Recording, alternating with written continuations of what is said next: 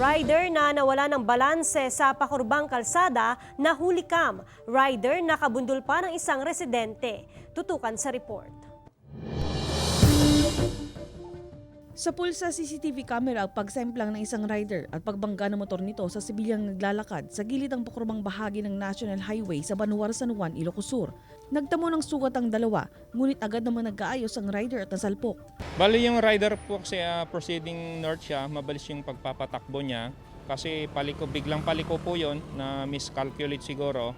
Ayon sa pulisya, nadaan sa areglo ang insidente. Bali magdadagdag po siguro kami ng mga traffic signage dyan. Dahil yung iba kasi na motorist, hindi nila alam na may blind curve dyan. And then makikipag-coordinate kami sa DPWH. Nasunog ang isang SUV habang binabagtas ang T-Plex sa bahagi ng barangay Purok, Pura, Tarlac. Sa kuha ng amateur video, kapansin-pansin ang makapal at maitim na usok mula sa naglalagablab na SUV. Ayon sa Bureau of Fire Protection, galing ng Caloocan City at patungo sana ng Baguio City ang sasakyan. Maswerteng walang nasaktan sa 8 magkakaanak na sakay ng SUV. Traversing sila sa T-Plex papunta Baguio coming from Caloocan. Sa hood nakita na kagad ng may-ari na may umusok na.